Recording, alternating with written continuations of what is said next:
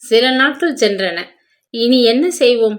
தந்தையின் துணையுமின்றி நீடித்து அந்த வீட்டில் தங்கிக் கொண்டு வாழ்வது சாத்தியப்படுமா என கங்கா கலங்கிக் கொண்டிருந்த போது வேலைக்காரி பொன்னம்மாள் ஒரு வெடிகுண்டை தூக்கி போட்டாள். அவசரத்திற்கு ஐயா காரியங்கள் நடக்கிற மட்டும் செய்வோன்னு துணை இருந்துட்டேன். இனிமேல என்னால முடியாது. பாண்டிச்சேரியில் இருக்கிற என் தங்கச்சி உங்களாட்டம் அறியாத வயசு பொண்ணு. புருஷன் போயிட்டார். தனியா இருக்கா. அவளுக்கு உதவி செய்ய நான் போகணும். நீங்க வேற ஏதாச்சும் வழி தேடிக்கோங்க. இன்னும் ஒரு வாரத்துல நான் கிளம்பி விடுவேன். உறவினர்களையே உதவிக்கு நம்ப முடியாத காலம் இது. வேலைக்காரர்களிடம் அதிக விசுவாசத்தை எப்படி எதிர்பார்க்க முடியும்? முன்னமே நீ சொன்னது நல்லதா போச்சு பொன்னம்மா. நான் சீக்கிரம் ஏதாவது வழி பண்ணிக்கிறேன். அதுவரை என்னை விட்டுட்டு போயிடாதே வேண்டிக் கொண்டாள். இப்படிப்பட்டதொரு அவல நிலையில் தன்னை தவிக்க விட்டு வேடிக்கை பார்த்த கணவன் மீது அவளுக்கு மனக்கசப்பு மண்டி கொண்டு வந்தது. மறைந்து போன தந்தையை நொந்து கொள்ள முடியவில்லை. ஆனாலும் அவர் செய்த ஒரு தவறுக்கு அவள் எத்தனை சிரமம் அனுபவிக்கிறாள் என்பதை நினைக்காமல் இருக்கவும் முடியவில்லை. எங்கேயாவது கருணை இல்லத்திற்கு சென்று வேலை கேட்டு அங்கேயே தங்கிக் கொண்டாள்.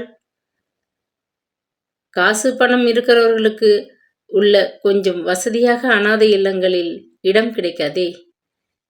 வேலை செய்யும் பெண்கள் ஹாஸ்டலில் முயன்று பார்க்கவும் முடியாது. அவள் வேலை செய்யும் பெண் அல்லவே. நடுத்தருவில் நிற்கும் கதி ஏற்பட்டாலும் சரி, இனி தொடர்ந்து கணவனுக்கு சொந்தமாகிவிட்ட அந்த வீட்டில் அவனது தயவால் அவன் தரும் பிச்சை காசை வாங்கி கொண்டு பிழைக்க வேண்டியது அவசியமல்ல. இதற்கு ஒரு முடிவு கட்டியாக வேண்டும். அப்பொழுதுதான் அவளுக்கு சிவகாமி அம்மாளின் ஞாபகம் வந்தது. ஆரம்ப காலத்தில் அப்பா தமது நகை வியாபாரத்தில் அந்த அம்மாளின் கணவர் பொன்னுரங்கத்தை கூட்டாக சேர்த்து கொண்டு துவங்கினார். கங்கா சிறு பெண்ணாக இருந்தபோது அவர்களுக்குள் ஏதோ மனத்தாங்கள் பிரிந்து விட்டனர். பேச்சுவார்த்தை கிடையாத அளவுக்கு விரோதம். பொன்னுரங்கம் இறந்தபோது கூட ரத்னசாமி போகவில்லை. அதை போல ரத்னசாமி மறைவுக்கு அனுதாபம் தெரிவிக்க சிவகாமி வரவில்லை. சென்னையில்தான் வாழ்கிறாள் சிவகாமி. அவளை போய் பார்த்து தன் நிலையை கூறினாள். இந்த எண்ணம் அவளுள் ஒரு பரபரப்பை ஏற்படுத்தியது. கருணை இல்லங்களை நாடி வேலை தரும்படி கேட்கும் முன் சிவகாமி அம்மாளை பார்த்தாள். அப்பாவின் அலமாரியில் இருந்த புத்தக அடுக்குக்குள்ளே கிடைத்த அப்பாவின் டைரியை எடுத்து புரட்டினாள். சிவகாமியின் முகவரியும் தொலைபேசி எண்ணும் கிடைத்தன. உடனேயே அவள் தெருமுனையில் இருந்த அந்த பலசரக்கு கடைக்கு விரைந்தாள். கடைக்காரருக்கு காற்று வாக்கில் ரத்தனசாமி வீட்டு செய்தி தெரிந்து விட்டிருந்தது. தந்தையை இழந்து கணவனால் புறக்கணிக்கப்பட்டு அனாதையாகி இந்த இளம் வயதில் எப்படித்தான் நீண்ட காலம் தனியாக வாழப்போகிறாளோ என்ற அனுதாபம் அவருக்கு. தொலைபேசியை உபயோகிக்கணுமா? தாராளமா செஞ்சுக்கோங்க. மிகவும் அனுசரணையுடன் அனுமதி தந்துவிட்டு தம் காரியத்தில் மூழ்கி போனார். ஜாமான் அறைக்குள் நுழைந்து எண்களை சுழற்றினாள். தொலைபேசியில் மறுபக்கம் அதட்டலாக ஒலித்த சிவகாமியின் குரலை கேட்டு நெஞ்சு பக்பக்கென்று அடித்து கொண்டது. வீட்டுக்கு வந்து என்னை பார்க்கணுமா? என்ன சங்கதி? நேரிலே தான் சொல்ல முடியுமா? சரி வா, 10 மணிக்கு மேலே வந்தால்தான் சௌகரியப்படும். அதே அதட்டல் குரலில் கூறி முடித்தாள். தொலைபேசி கட்டணத்தை கொடுத்துவிட்டு வீட்டுக்கு திரும்பிய கங்கா பொன்னம்மாளிடம் வீட்டை கவனிக்க சொல்லிவிட்டு அவசரமாக வேறு ஆடை அணிந்து கொண்டு வெளியே புறப்பட்டாள்.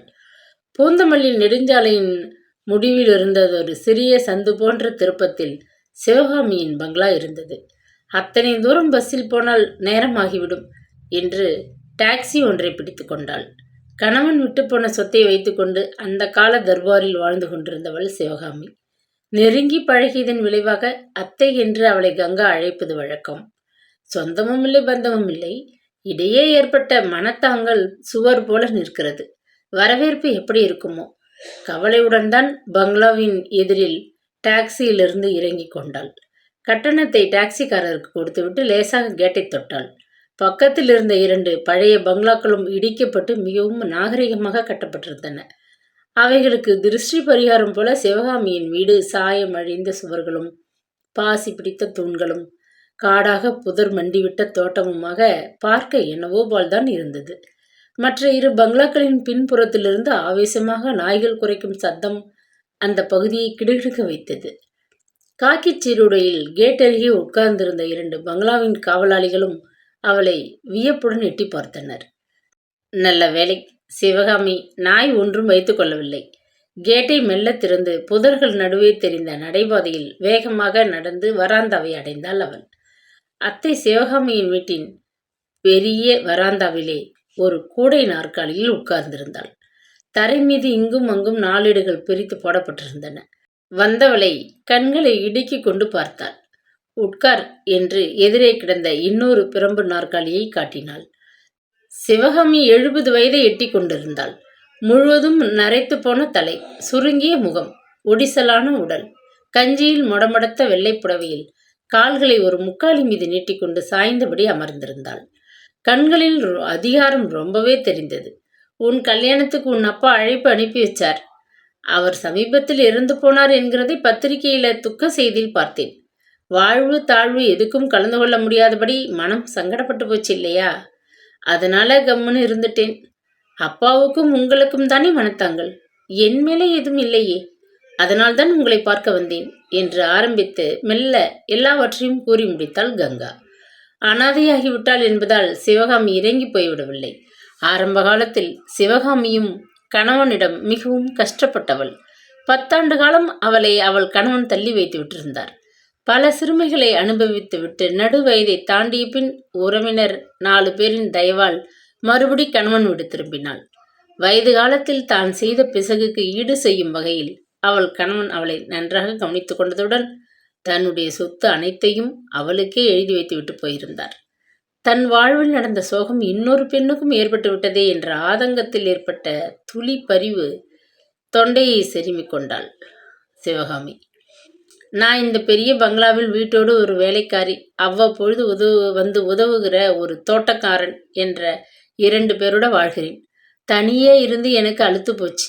வாய் பேச்சுக்கு உதவுவேன்னு உன்னை என் கூட வச்சுக்க சம்மதிக்கிறேன். ஆனால் சில நிபந்தனைகள். சொல்லுங்க அத்தை, அவைகளின்படி நடக்கிறேன். இங்கே உன்னை தேடிக்கிட்டு உன் புருஷன் அடிக்கடி வரக்கூடாது. அவருக்கு தெரியாத இடத்தில் வந்து தங்கி வாழ விரும்புகிறேன். அதனால் அந்த சிரமம் இருக்காது. உன் பணத்தை கொண்டு உனக்கு தேவைப்பட்டதுகளுக்கு நீ செலவு செய்துக்கணும். கர்ப்பமாயிருக்க டாக்டர் பில், மருந்து, அது இதுன்னு ரொம்ப பிடிக்கும். அப்படியே செய்வேன் அத்தை. சாப்பாட்டுக்கும் தங்க இடம் கொடுக்கறதுக்கும் ஏதாச்சும் வேணுமானால் தந்துடுறேன். தேவையில்லை. அதுக்கு பதிலாக நீ வீட்டை நல்லா கவனிச்சுக்கணும். வேலைக்காரி இடக்கு பண்ணினா சமைக்கணும். நீங்க என்ன மகளா நினைச்சு அடைக்கலம் கொடுங்கோ. நான் உங்களை பெத்த தாய் போல பாவிச்சு வேலைக்கு ருசியா சமைச்சு போட்டு நல்லா கவனிச்சுக்கிறேன். இந்த வீட்டையும் நிர்வகிக்கிறேன். கவலைப்படாதீங்க. அடிக்கடி நீ அங்கே இங்கேன்னு வெளியே போய் சுத்தக்கூடாது. நீ சின்ன வயசு பொண்ணு. வம்புதண்டா எனக்கு தேவையில்லை. வெளியே அனாவசியமாக போக மாட்டேன் அத்தை. நீங்கள் என்னை நம்பலாம். பிரசவம் வரை இருந்துட்டு நீ உடனே கம்பி நீட்டணும்னு நினைச்சா இது ஓட்டல் அல்ல. அதையும் முதலே சொல்லிடுறேன். காலம் கெட்டு கிடக்கு. தனியாக ஒரு கிழவி இருக்கா. இத்தனை பெரிய பங்களாவில்னு தெரிஞ்சு திருடன் எவனாவது பூந்து கழுத்தை நெரிச்சிட போறான்னு தான் ஒரு துணை தேடிக்கிட்டு இருந்த. தெரிஞ்சவர் விட்டு பொண்ணு நீ. உன்னை வச்சுக்க சம்மதிக்கிறேன். நீயும் அதுக்கு தக்கபடி நடந்துக்கோ. நீங்க போன்னு சொல்ற வரை நான் நகர மாட்டேன். அத்தை, எப்போ வரேன்? இந்த வாரம் முடிவுக்குள்ளே வந்துடுறியா? கண்ட ஜாமான்களை தூக்கிட்டு வராதே. தேவைப்பட்டதை உனக்கு தர அறையில் போட்டு வச்சுக்கோ. மிச்சத்தை அவுட் ஹவுஸில் போட்டு வை. சரியா? சரி அத்தை என்று தலையாட்டினாள் கங்கா. இரு, ரொம்ப தூரத்துலேருந்து வந்திருக்க. காஃபி சாப்பிட்டுட்டு உனக்கு நான் தரப்போகிற அறையை பார்த்துட்டு வேணும் வேணாததை கவனிச்சுட்டு போகலாம். நீலம்மா என்று வாயில் இருந்தபடி குரல் கொடுத்தார் சிவகாமி. என்னத்துக்கு கூவுறாங்க? அடுப்படியில் 1000 வேலை இருக்கு. முணுமுணுத்தபடி நீலம்மா அத்தையை விட கொஞ்சம் வயதில் இளையவள். அத்தையைப் போலவே நரைத்த தலையும் ஒடுங்கிய உடலுமானதொரு கிழவி. மெல்ல எட்டி பார்த்தாள். காஃபியை கலக்கி கொண்டு வா என்று சிவகாமி உத்தரவிட வந்திருக்கும் இளம் பெண்ணை ஏற இறங்க பார்த்துவிட்டு உள்ளே சென்றாள். காபி கஷாயமாக இருந்தது. மடக்கென்று ஒரே வாயில் குடித்துவிட்டு எழுந்தாள். அத்தை சிவகாமி அவள் தங்க காட்டிய அறை பின்பக்கத்தில் இருந்தது. ஒரு ஒடிந்த முக்காலியை தவிர அறை வெறுமையாக இருந்தது. அதை பார்த்ததுமே கங்கா மனதிற்குள் கணக்கு போட்டு கொண்டாள். அப்பாவின் கட்டில், அவளது இரும்பு பீரோ, சாய்வு நாற்காலி இவைகளை கொண்டு வந்து அறைக்குள் போட்டுக்கொள்ளலாம். ஜன்னல் திரைகளை கொண்டு வந்தால் இங்கே உபயோகமாகும். மீதி ஜாமான்களை, வீட்டு பாத்திரங்களை ஒரு பெரிய கள்ளிப்பெட்டியில் போட்டு அவுட் ஹவுஸில் வைத்து விடலாம் என்று பரபரத்தாள். விடை பெற்று கொண்டு நிம்மதியாக திரும்பினாள். அதற்கு பின் கவனிக்க அவளுக்கு 1000 வேலைகள் இருந்தன.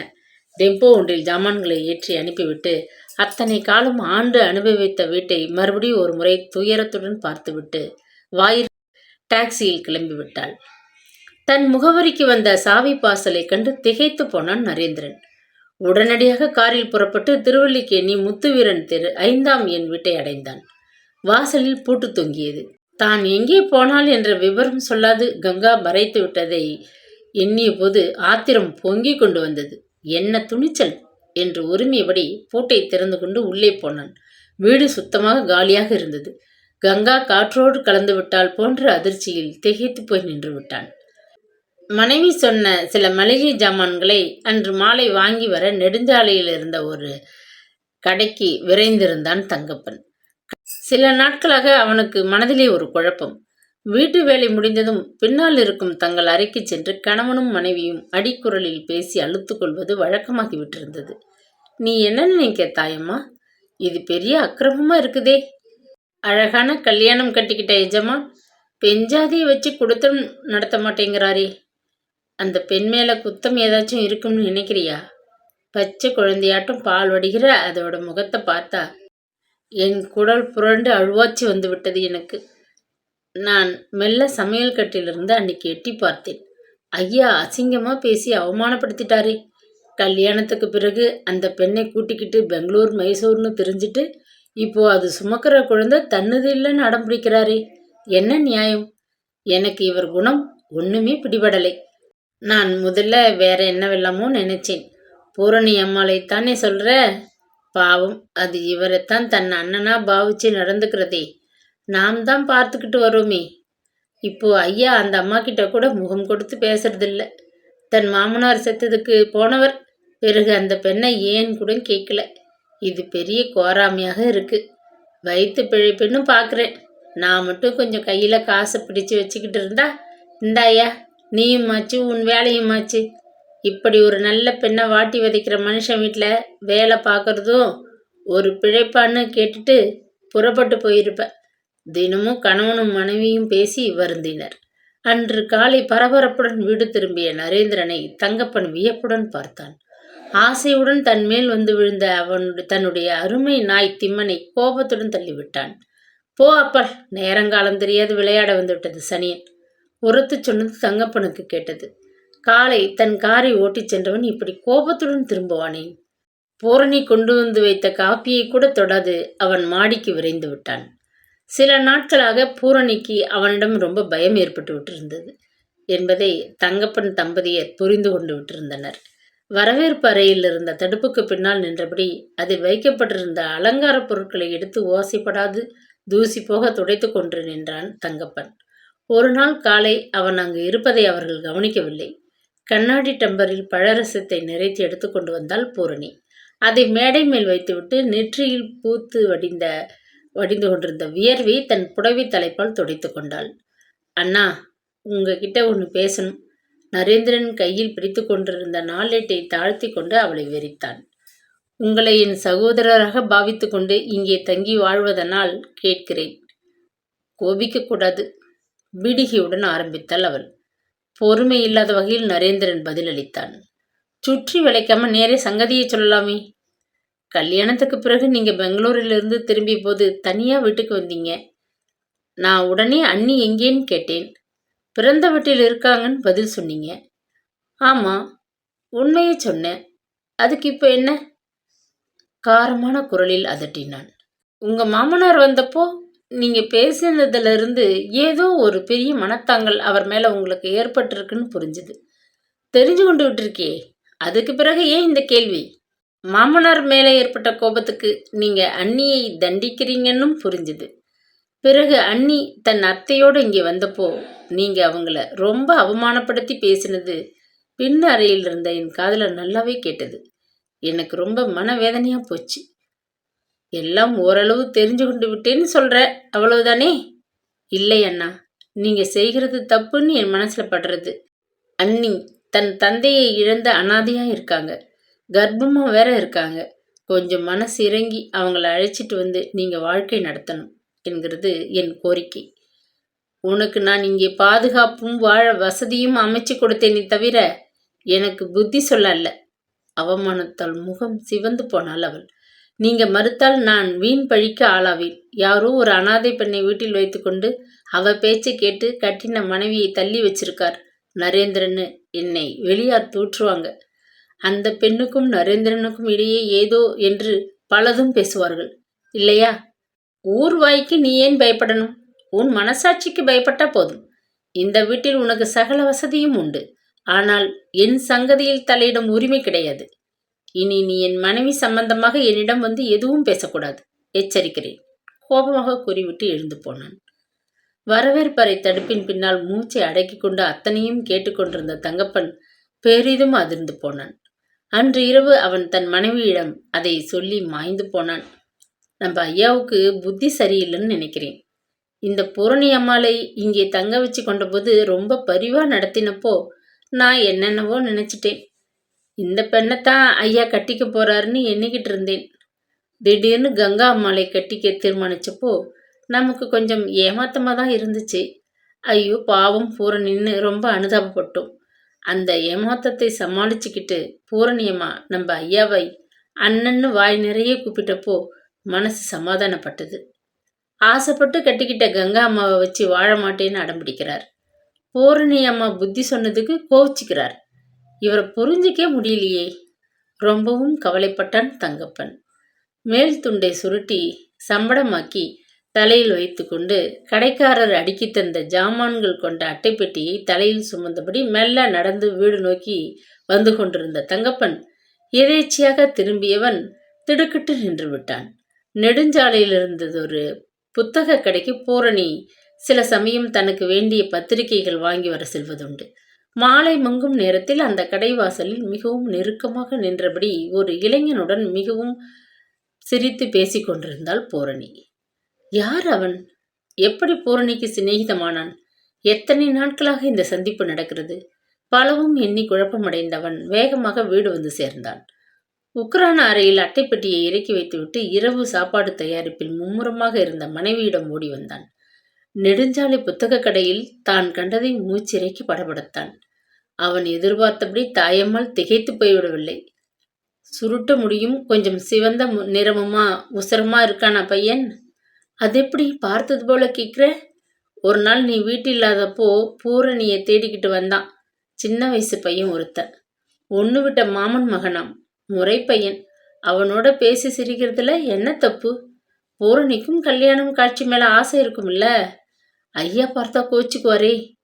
ஐயாவுக்கு சொந்த பந்தம் இல்லாத பொண்ணு பூரணி. அதை அடக்கிறதுக்கு அவருக்கு என்ன ரைட்ஸ் இருக்குது ஐயா? சொல்லு. என்னவோ எனக்கு கவலையா இருக்குதாயம்மா என்றான் தங்கப்பன்.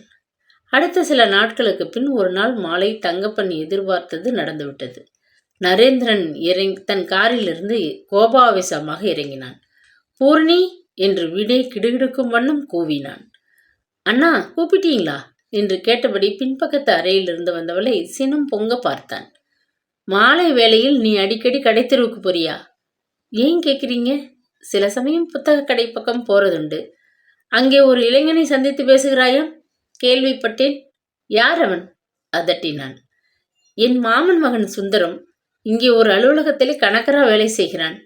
எதிர்பாராத விதமாக சந்திப்பு ஏற்பட்டது. அது நீண்டு தொடர்ந்து கொண்டு போகிறதாக்கும். கண்டவனோடு கண்ட இடத்தில் பேசிக்கொண்டு நிற்க உனக்கு வெக்கமா இல்லை? இதிலே வெக்கப்பட என்ன இருக்கு? அவர் எனக்கு முறை மாப்பிள்ளை. அவரை நான் விரும்புகிறேன். அவரும் என்னை விரும்புகிறார். அவ்வளவு தூரம் சங்கதி முன்னேறிவிட்டதா? உனக்கு ஒரு நல்ல இடத்துல கட்டி கொடுத்து உன்னை சிறப்பா வாழ வைக்கணும்னு நான் நினைச்சு கொண்டிருக்க போது நீயே மாப்பிள்ளை தேடிக்கிறியா? உங்களுக்கு ஏன் வீண் சிரமம்? பலே, நீயே ஒரு அன்னக்காவடியை தேடிக்கொண்டால் என் கௌரவம் என்னாகிறது? என் மனசுக்கு பிடிச்சவரை நான் தேடிக்கிறது என் உரிமை. அதில் நீங்க தலையிடுகிறது தவறு இல்லையா அண்ணா? அண்ணன் உறவு கொண்டாடி கொண்டு என்னோட தங்கி கொண்டு பிறகு உரிமை இல்லைன்னு எதிர்த்து பேசுற? ரொம்ப ஒழுங்குதான் போ. உனக்கு அத்தனை சுதந்திரம் தேவைப்பட்டால் இந்த வீட்டில் தொடர்ந்து தங்குவது சரியில்லையே. கோபமாக பேசிவிட்டு மாடிக்கு விரைந்து விட்டான் நரேந்திரன். 2 நாட்களுக்கு பின்னர் வேலையிலிருந்து வீடு திரும்பியவன் மாடி அறையில் தன் மேஜை மேல் தன் பெயரிட்டு ஒரு காகித உரை இருப்பதைக் கண்டு ஆவலுடன் எடுத்து பிரித்து படித்தான். அதிர்ந்து போனான். அன்புள்ள அண்ணா, நானாக உங்களை தேடிக்கொண்டு அடைக்கலம் வேண்டி இங்கு வந்து தங்கினேன். இப்பொழுது நானாக சுதந்திரம் வேண்டி கிளம்பி போகிறேன். என்னுடைய சில பொருட்களை மட்டும் எடுத்துக்கொண்டு தாங்கள் பரிசு அளித்த நகைகள், புடவைகள் எல்லாவற்றையும் இரும்பு பீரோவில் வைத்துவிட்டு போகிறேன். நானும் சுந்தரும் விரைவில் திருமணம் செய்து கொள்ள தீர்மானித்திருக்கிறோம். எளிய முறையில் திருநீர்மலையில் நடக்கப் போகும் எங்களது திருமணத்திற்கு அழைப்பிதழ் அனுப்பி வைப்பேன். தாங்கள் வந்து வாழ்த்த வேண்டும் என வேண்டிக் கொள்கிறேன். அன்பு தங்கை பூரணி. கடிதத்தை சுக்கள் சுக்களாக கிழித்து போட்டாள். மனைவி என்று வாய்த்தவள் சொல்லாது கொள்ளாது ஓடிப்போனாள். தங்கை என்று அன்பு காட்டி சீராட்டப்பட்டவள் கடிதம் மூலம் சொல்லிக் கொண்டு ஓடிவிட்டாள். கொஞ்சம் கல்வி அறிவு வந்ததும் சில பெண்களுக்கு துணிச்சலும் திமிரும் தானே வந்து விடுகின்றனவே. ஆத்திரத்துடன் அறையை அளந்தான் நரேந்திரன். ஆரம்பத்தில் சில நாட்கள் கங்காவுக்கு அந்த புதிய வாழ்க்கை மிகவும் சிரமமாக தான் இருந்தது. சிவகாமி மிகவும் கண்டிப்பானவளாக இருந்தாள். தான் செய்யும் உதவிக்கு இம்மி அளவு குறைபடாது பதிலுக்கு உழைப்பை எதிர்பார்த்தாள். கங்கா வந்து குடியேறிய மறுநாளே அவளுக்கு தான் தந்துவிட்டிருந்த அறையை மேற்பார்வையிட்டாள் சிவகாமி. அறையில் தொங்கிக் கொண்டிருந்த ஒட்டடையை அடித்து கருப்பாக தெரிந்த மின்விசிறியை நன்றாக துடைத்து அறையின் தரையை தேய்த்து கழுவிவிட்டு தன் ஜாமான்களை ஒழுங்காக போட்டு வைத்திருந்தாள் கங்கா. ஜன்னலுக்கு எதிர்ப்புறம் சுவர் ஓரமாக கட்டிலை போட்டு படுக்கையை விரித்து அதன் மீது சுத்தமானதொரு விரிப்பை பரத்தி விட்டிருந்தாள். அறைக்குள் கிடந்த ஒடிசல் நாற்காலியை அப்புறப்படுத்திவிட்டு தான் கொண்டு வந்த சிறு மேஜையும் நாற்காலியும் ஒரு பக்கம் போட்டு வைத்திருந்தாள். அப்பாவின் சாய்வு நாற்காலியை ஒரு ஓரமாக மடித்து வைத்திருந்தாள். அவளது இரும்பு பீரோ இன்னொரு பக்கத்தில் சுவரை ஓட்டினார் போல வைக்கப்பட்டிருந்தது. கண்ணாடி ஜன்னல்களை ஈரத்துணியால் துடைத்து சுத்தப்படுத்திவிட்டு தான் கொண்டு வந்த திரைச்சீலையை மாட்டி விட்டிருந்தாள். அறை படு சுத்தமாக காணப்பட்டதை சிவகாமியால் வியக்காதிருக்க முடியவில்லை. ஆனாலும் அதை வெளிப்படையாக ஒப்புக்கொள்ள மனமின்றி, பரவாயில்லை, சொன்னபடி நீ அதிகம் ஜாமான்களை கொண்டு வராதது நல்லதா போச்சு. அந்த பெட்டியை கட்டில் அடியில் தள்ளிவை, இல்லாவிட்டால் பார்ப்பவர் கண்ணில் அசிங்கமாக படும் என்று குற்றம் சொல்லிவிட்டு போனாள். பின்னர் கங்காவுக்கு தன்னை பற்றி நினைக்க நேரம் இருக்கவில்லை.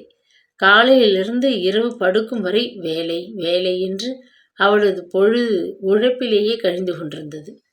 பூஜை அறையில் இருந்த எண்ணெய் பிசுக்கை அகற்றி விளக்குகளை தேய்த்து வைத்து படங்களின் மீது படிந்திருந்த தூசியை துடைத்து ஒழுங்கு செய்யவே ஒரு நாள் பொழுது ஓடிவிட்டது. தோட்டக்காரனுடன் கூட சுற்றி வந்து காடு போல மண்டி கிடந்த புதர்களை வெட்டி தோட்டத்து மூலையில் இருந்த குழியில் போட்டு எரிய விட்டு தோட்டத்தை சுத்தம் செய்ய சில நாட்கள் சென்றன. வேலைக்காரியுடன் சுற்றி வந்து வீட்டை ஒழுங்கு செய்ய மேலும் சில நாட்கள் என பொழுது விரைவாக விரைந்து கொண்டிருந்தது. ஆனால் கங்கா கவலைப்படவில்லை.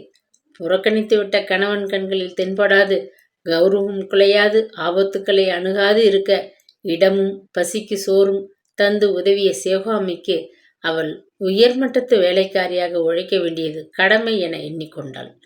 சிவகாமிக்கு உள்ளூர திருப்திதான். இதற்கு முன்னர் அவள் தன் தனிமையை போக்க தனக்கு உதவ உறவினர் சிலரின் உதவியை நாடியிருக்கிறாள்.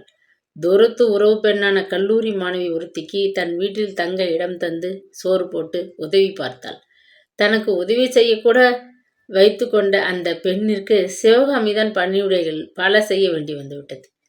காலையில் அவசரமாக கல்லூரிக்கு புறப்பட்டு போய்விட்டு மாலை வீட்டுக்கு வந்து குளித்து உடைமாற்றி கொண்டு நீலாம்பாள் செய்து வைத்த காஃபி டிஃபனை ஒரு கை பார்த்துவிட்டு டைப் அடிக்க கற்றுக்கொள்ள கிளம்பி விடுவாள் அவள். இருட்டின பிறகு வருகிறையே, எனக்கு கவலையாக இருக்கு, சிவகாமி சொல்லி பார்த்தாள். எதுக்கு கவலைப்பட வேணும்?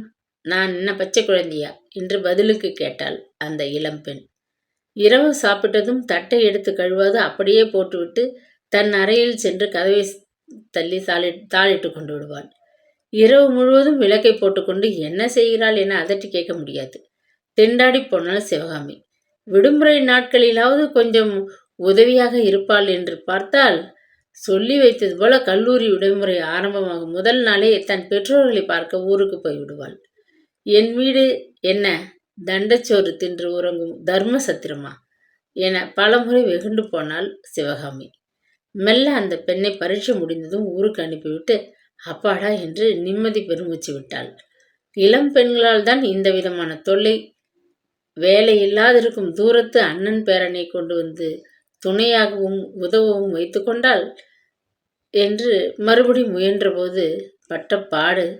அந்த கல்லூரி பெண்ணாவது தனக்கு கொடுத்த அறையை ஓரளவு சுத்தமாக வைத்திருந்தாள். ஆனால் அந்த பிள்ளை தன் அறையை ஒரே கோலமாக்கி விட்டிருந்தான். அழுக்கு துணிகள் அறையெங்கும் இறைப்பட்டு கிடந்தன. மேஜை மேல் அடுக்கி வைக்காத புத்தகங்களை அறையின் நாலாபுரமும் விரித்து போட்டிருந்தன. சுவர் முழுவதும் அவள் பார்க்க சகிக்க முடியாத அரை நிர்வாண பெண்களின் பெரிய படங்கள். அவனை தேடிக்கொண்டு வந்த நண்பர்கள் கூட்டம் வீட்டை கிடுகிடுக்க வைத்ததுடன் சிகரெட் புகையை அடுப்பாங்கரை வரை எழுப்பிவிட்டு போயினர். எப்படியாவது அவனை கிளப்பினால் போதும் என்று தவித்து போனாள் சிவகாமி. வயது காலத்தில் உதவி செய்வார்கள் என எண்ணி கூட தங்க வைத்து கொண்டவர்கள் எல்லாம் அவளை பாடாய் படித்து விட்டு போயிருந்ததால் அவளுக்கு கங்காவை பற்றியும் ஆரம்பத்தில் சந்தேகம் எழுந்தது இயல்பு. அதனால்தான் கண்டிப்பும் கராருமாக இருந்தாள். அதென்ன அங்கே ஈரத்துணிகளை அப்படியே வாளியில் போட்டுவிட்டு வேற என்னமோ செய்துக்கிட்டு இருக்கியே, கையோடு அதுகளை காய வைக்க வேண்டாமா? என்னது, பேப்பர்களை படித்ததும் ஒழுங்கா மடித்து முன்னரை மேஜை மேலே வைக்க வேண்டாமா? இன்னுமா படிக்கிற? சமையலறையில் எண்ணெய் கமரும் வாசனை, போய் பார். நீலாம்பா அடுப்பை கவனிக்காம தூங்கி போயிருப்பா. நாள் முழுவதும் கங்காவை ஏவி விரட்டி கொண்டிருந்தாள்.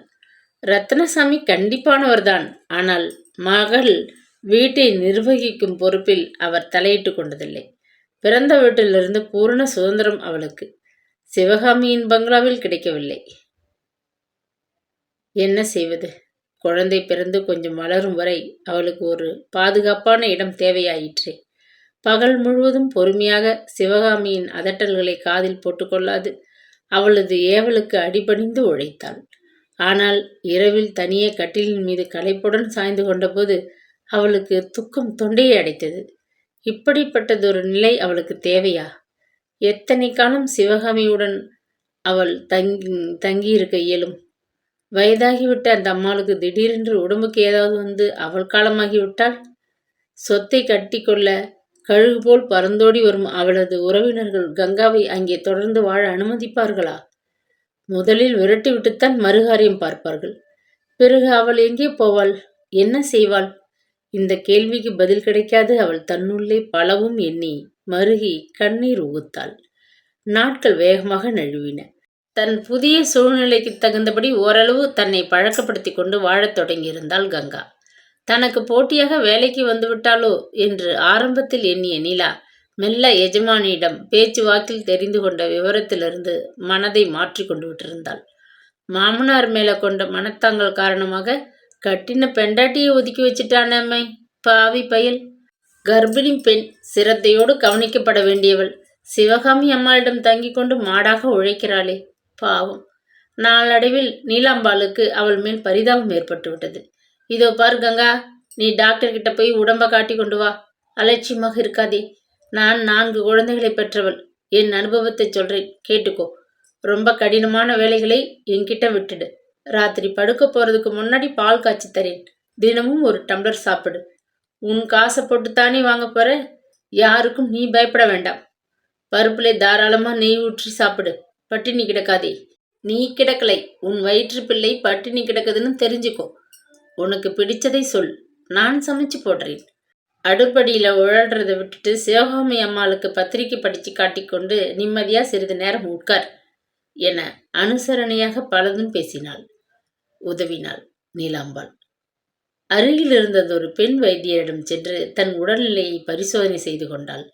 அந்த வைத்தியர் கூறியபடியே ஆரம்பத்தில் வாரத்திற்கு ஒரு முறையும் பின்னர் மாதம் ஒரு முறை தடவையும் சென்று ஆலோசனை பெற்று வந்தாள். டாக்டர் எழுதி கொடுத்த மருந்துகளை வாங்கி சாப்பிட்டாள்.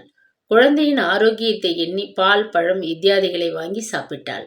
அவளது பொருளாதார நிலைக்கு ஏற்றபடி தனக்கு தொடர்பு இருக்கும் ஒரு சாதாரண மருத்துவமனையில் அவளது பிரசவத்தை தானே நடத்தி கொடுக்க டாக்டர் அம்மா ஒப்புக்கொண்டு ஏற்பாடும் செய்து விட்டிருந்தாள். ஆரம்பத்தில் சிவகாமி சொன்னபடி தனது சொந்த செலவுகளை அவள் தானே கவனித்து கொண்டாள். அவள் தந்தை விட்டு போன பணத்திலிருந்து வந்த வட்டி பணம் அவளது செலவுக்கு போதுமானதாக இருந்தது. குழந்தை பிறந்த பின்னர் அதனுடைய தேவைகளுக்கு செலவழிக்க அந்த சிறிய தொகை போதுமானதா என்று எண்ணி சில சமயம் அவள் தூங்க முடியாது இரவுகளை கவலையில் கழித்தாள். கொஞ்சம் காலம் தனது நகைகளை விற்று செலவை சமாளிக்க முடியும். அதற்கு பின்னர் குழந்தை வளர்ந்து பெரியவனாகிவிட்டால் படிக்க வைத்து ஆளாக்க வேண்டுமே. பெண் குழந்தையாக இருந்து விட்டால் படிப்பும் கொடுத்து தக்க வயதில் கல்யாணம் செய்து வைத்து கல்யாணம் அப்படி லேசாக முடிந்துவிடும் காரியமில்லையே. கணவன் ஏன் ஒதுக்கி வைத்தாராம் என்று கேட்பவர்களுக்கு பதில் சொல்லி, ஐயோ, அவள் வருங்காலத்து பொறுப்பை எப்படி தனியாக சமாளிக்கப் போகிறாள்? தலையணை நனைய அவள் பல நாட்கள் அழுதாள். துயரத்தில் துவண்டாள். நாட்கள் வேகமாக விரைந்தன. ஒரு நாள் மாலை நீலாம்பாளுக்கு அடுப்படியில் உதவி செய்து கொண்டு நின்றவள் அடிமுதுகிலே தாங்க முடியாத வலி ஏற்படவே இடுப்பை பற்றி கொண்டு அம்மா என்று அரற்றியபடி உட்கார்ந்து விட்டாள். குழம்பை கிளறி கொண்டிருந்த நீலா திடுக்கிட்டு திரும்பினாள். வேகமாக அடுப்பை அணைத்துவிட்டு அவள் அருகே வந்து ஆதரவுடன் அவள் கரத்தை பற்றி கொண்டாள்.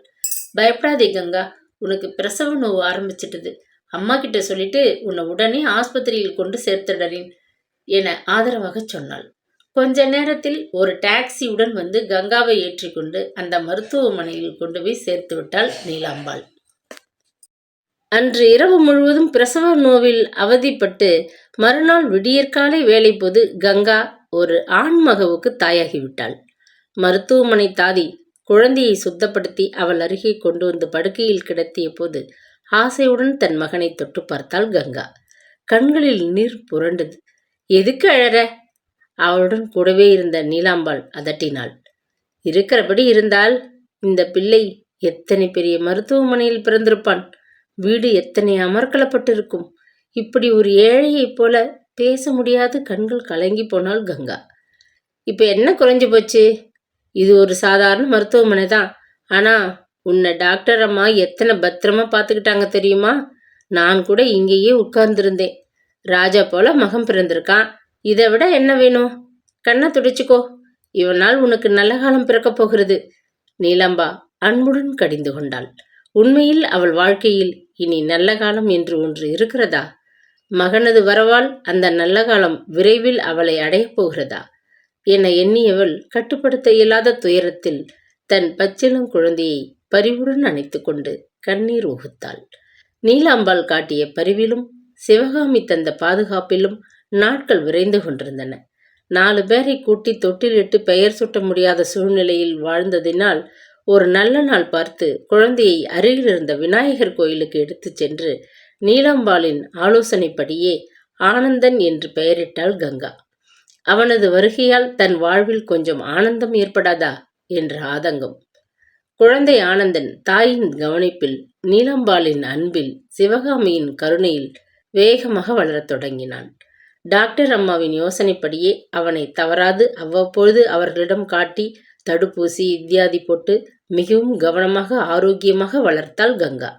தான் சாப்பிட நேரமானாலும் கவலைப்படாது வேலைக்கு மகனுக்கு தேவைப்பட்ட உணவை ஊட்டி கருத்துடன் வளர்த்தாள். ஆனந்தன் சில மாதங்களில் கொழு கொழு என்ற ஆரோக்கிய செழிப்பில் திண்ணென்று வளர்ந்து விட்டான். தாயின் முகம் பார்த்து சிரித்தான். மெல்ல தரையில் தவழ்ந்து கொண்டு நீந்தினான். பின்னர் எழுந்து உட்கார முயன்றான். கைகளையும் கால்களையும் ஆட்டிக்கொண்டு ஆ ஊ என்று சப்தமிட்டு விளையாடினான். அவனது ஒவ்வொரு வளர்ச்சியையும் விளையாட்டையும் பார்த்து கங்கா விரைவில் தன் துயரத்தை மறந்து போய் மகிழ்ச்சியில் மூழ்கி போனாள். தோய்ந்து போன உணர்வுகள் நிமிர்ந்து நெஞ்சில் தெம்பு கொடி உற்சாகமாக வளைய வந்தாள். வீட்டு வேலைகளை முடித்துவிட்டு ஒழிந்த நேரத்தில் மகனை அள்ளி எடுத்து இடுப்பில் வைத்துக்கொண்டு தோட்டத்தை சுற்றி அவனுக்கு வேடிக்கை காட்டினாள். சில நாட்களில் மாலை வேளையில் அருகில் இருந்த கோவிலுக்கு மகனுடன் போய் வரத் தொடங்கினாள். இரவில் தன் நெஞ்சோடு மகனை அணைத்து கொண்டு தாய்மையின் சுகத்தில் நிம்மதியாக உறங்கினாள். முன்போல் அவள் இப்பொழுது நரேந்திரனை எண்ணி கண்ணீர் உகுக்கவில்லை. மகனது சிரிப்பும் விளையாட்டும் அவளை பூரணமாக ஆக்கிரமித்து கொண்டு விட்டன. தன்னை பற்றி மறந்தாள். தன்னை வாட்டிய நரேந்திரனது நினைவை உதறினாள். தன் பிள்ளை, அவனது வருங்காலம் என்பதையே பற்றி தீவிரமாக எண்ணிக்கொண்டு முற்றிலும் மாறிவிட்டதொரு கங்காவாக வாழ்ந்து கொண்டிருந்தாள். 6 மாத காலம் ஓடிச் சென்று விட்டிருந்தது. அன்று மாலை அவள் தன் மகனுடன் கோவிலுக்கு கிளம்பினாள். குழந்தையின் முகத்தை துடைத்து முடியை வாரி சீராக்கி பொட்டிட்டு சுத்தமான உடை அணிவித்து இடுப்பில் தூக்கி கொண்டு புறப்பட்டிருந்தாள். மாலை பொழுது மஞ்சளாகிவிட்ட நேரம். கோவிலுக்கு முன்னர் இரு பக்கமும் வரிசையாக உட்கார்ந்திருந்த பூ விற்போர் பரத்தி வைத்திருந்த தட்டுகளில் இருந்த மல்லிகை மலர்பந்துகளிலிருந்து மனம் முழுவதையும் அள்ளி கொண்டு விட்டது போன்ற காற்று குப்பென்று மனமாக இதமாக குளுமையாக முகத்தில் மோதியதை அனுபவித்தபடி அவள் கோவிலுக்குள் நுழைந்தாள். சிவகாமி அம்மாளின் உத்தரவை கேட்டு பறித்து கொண்டு வந்த ரோஜா மலர்கள் சிலவற்றை அர்ச்சகர் நீட்டிய தட்டில் போட்டுவிட்டு கற்பூர ஜோதியை வணங்கி காசுகள் சிலவற்றை உண்டியலில் போட்டுவிட்டு பிரசாத விபூதியை தன் நெற்றியிலும் மகனது நெற்றியிலும் தீட்டிக்கொண்டு கோவில் பிரகாரத்தை சுற்றி வலம் வரத் தொடங்கினாள். பின்னால் காலடி சத்தம் கேட்டு திரும்பினாள். திடுக்கிட்டு போனாள். உங்களை நான் இங்கே சந்திப்பேன் நினைக்கவே இல்லை. எங்கேயோ டில்லிக்கு போய்விட்டதாக அல்லவா கேள்விப்பட்டேன் என்ற குரல் அவளை மிரட்சி அடைய செய்தது. மௌனமாக தலையை நிமிர்த்தி பார்த்தாள் கங்கா. வழிமறிப்பவள் போல எதிரே வந்து நின்ற பூரணியின் கழுத்தில் தெரிந்த மஞ்சள் சரடு மனதிலே பலவித கற்பனைகளை எழுப்ப நெஞ்சு படபடக்க அவளையே பார்த்து கொண்டு நின்று விட்டாள். மறக்க வேண்டும் என்று உதறிவிட்டிருந்த நரேந்திரன் நினைவு நீர்வீழ்ச்சியாக மனதை அலைகழிப்பதை உணர்ந்தாள். அண்ணி, நீங்க எங்கே இருக்கீங்கன்னு தெரியாததால் என் கல்யாணத்துக்கு உங்களை அழைக்க முடியலை. எனக்கும் என் ஒன்றுவிட்ட மாமன் மகன் சுந்தரத்துக்கும் கல்யாணமாகி சில மாதங்கள் ஆகிறது. என் பாட்டனும் அவர் தந்தையும் பேச்சுவார்த்தை இல்லாத விரோதிகளாக இருந்தாங்க. அதனால்தான் என் தாத்தா போனதும் நான் அனாதையாகி நரேந்திரன் அண்ணனை தேடி அடைக்கலம் வேண்டினேன். அவர் அப்பா போன பின்னர் என்னை பார்க்க அண்ணன் வீட்டுக்கு வந்தார். சந்தித்தோம், பேசினோம், விரோதத்தை மறந்து உறவை தொடர திட்டமிட்டோம், கல்யாணம் செய்து கொண்டோம். எத்தனைதான் பாடுபட்டும் பூரணியை கண்டதும் மறந்து போன நினைவு ஏன் இப்படி அவளை தடுமாறச் செய்கிறது? நரேந்திரனைப் போல மனதை பாறாங்கல்லாக மாற்றிக்கொண்டு வாழ முடியாது. ஏன் இப்படி கங்கா உணர்ச்சி வசமாகி போகிறாள்? உதட்டை கடித்து கொண்டாள் கங்கா. அப்படியா என்றாள் மெல்லிய குரலில். என் மருமகனை இப்படி கொடுங்க. அண்ணி, கண்களும் மூக்கும் முகச்சாயலும் அப்படியே அப்பாவை போல இருக்கு. ஆனால் அம்மாவின் அமைதியான குணம் படைத்தவனாக வளர வேண்டும் என்கிறது என் ஆசை. பெயர் என்ன வச்சிருக்கீங்க? ஆனந்தன் கூப்பிடுறோம். அழகான பேர், கேட்கும்போதே மகிழ்ச்சி பொங்குறதே. இப்படி வாட கண்ணா என்று கொஞ்சி இப்படி குழந்தையை வாங்கி அணைத்து கொண்டாள் பூரணி. தன் தோள்பையை துழாவி 2 ரூபாய் நாணயங்களை எடுத்து ஆனந்தனின் 2 உள்ளங்கைகளிலும் வைத்து திணித்தாள். என்னத்துக்கு இதையெல்லாம் என்று கங்கா இடைமறித்த போது பூரணி புன்னகைத்தாள். இந்த அத்தையால இப்போ இதுதான் பரிசாக தர முடியும்.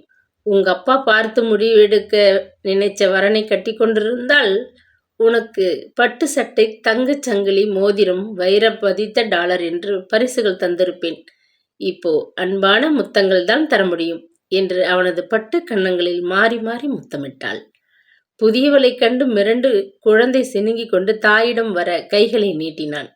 கண்களில் நீர் பளபளக்க உதட்டை சுழித்து கொண்டு அழ பயமுறுத்திய மகனை திரும்ப அள்ளி கொண்டு மார்புடன் அணைத்து சமாதானப்படுத்தினாள் கங்கா. அண்ணி, நானும் என் கணவரும் சிந்தாதிரிப்பட்டியில் வசிக்கிறோம். முகவரி தந்துவிட்டு போறேன். கட்டாயம் நீங்க ஒரு நாள் குழந்தையை எடுத்துக்கொண்டு வீட்டுக்கு வந்து விருந்து சாப்பிடணும். வறட்சியாக சிரித்தாள் கங்கா. யார் கண்களிலும் படாமல் இருக்கத்தானே இங்கே வந்து அப்பாவின் நண்பர் மனைவியின் வீட்டில் தஞ்சம் அடைந்திருக்கிறேன். நீ அழைச்சதுக்கு நன்றி. நான் வெளியே எங்கேயும் வர முடியாது, மன்னிக்கணும். உங்களுக்கு மறுப்பு இல்லைன்னா நான் ஒன்று செய்யலாமா அண்ணி? என் கணவர் அலுவலகத்து லீவ் நாளிலே நானும் அவரும் வந்து உங்களை இங்கே பார்த்துட்டு போகிறோம், சரிதானே? நான் இங்கே சிவகாமி அம்மா ஆதரவில் தங்கியிருக்கேன்.